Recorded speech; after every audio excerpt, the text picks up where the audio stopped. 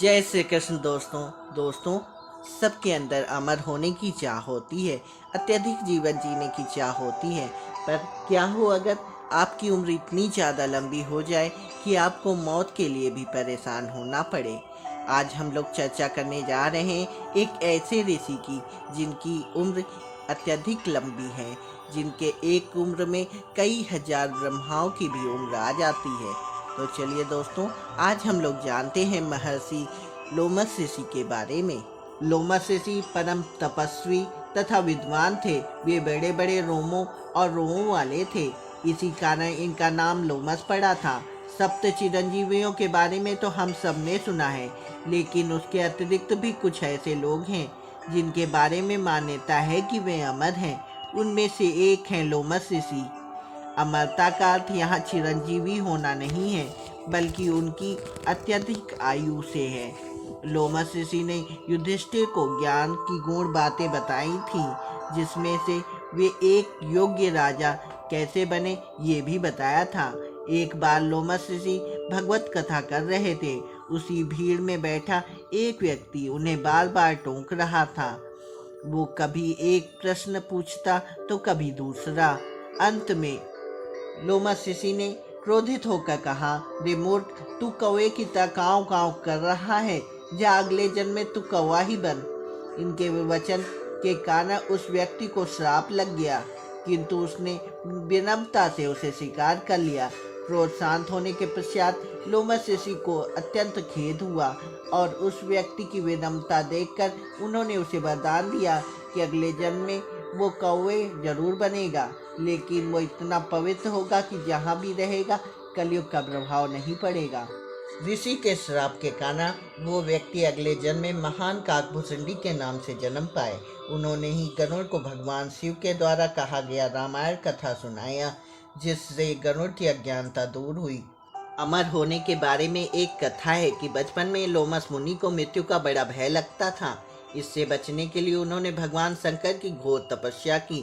जब भगवान आशुतोष प्रसन्न हुए तो उनसे वरदान मांगने को कहा, तो उन्होंने कहा, देवादिदेव, यदि आप मुझ पर प्रसन्न हैं तो मेरा यह नर तन अजर अमर कर दीजिए, क्योंकि मुझे मृत्यु से बड़ा भय लगता है।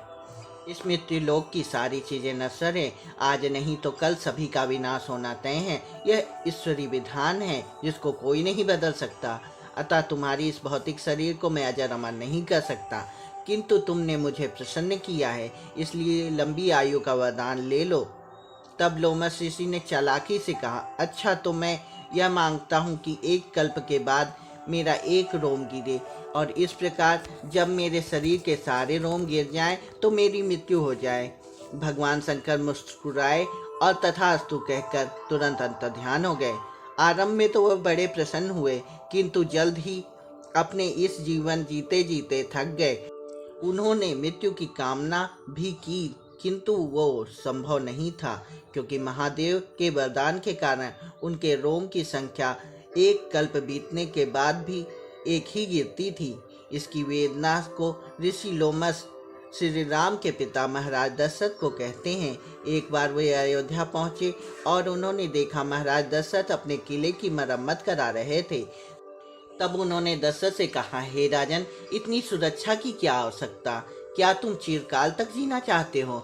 अरे अधिक से अधिक तुम कई हजार वर्ष तक ही जी सकोगे। यहाँ देखो, मैं मरना चाहता हूँ पर मर नहीं सकता।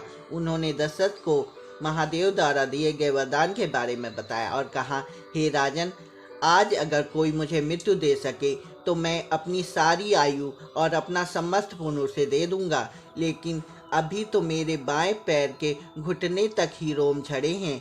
अभी पता नहीं मुझे कितना जीना पड़े। मैंने महारुद्र को छलना चाहा और उसी का ये परिणाम है कि उनके वरदान भी मेरे लिए श्राप बन गया। इसलिए हे राजन, यह जान लो कि किसी को भी ईश्वर से अपनी शक्ति के बाहर कुछ नहीं मांगना चाहिए। दोस्तों, बिहार में गया के पास जहानाबाद में लोमस ऋषि की मानव निर्मित गुफा है, जिसका निर्माण मौर्य काल में अशोक के शासनकाल में बताया गया है। हिमाचल प्रदेश के मंडी जिले में स्थित रिवाल्सर शहर में लोमस ऋषि का मंदिर भी स्थित है।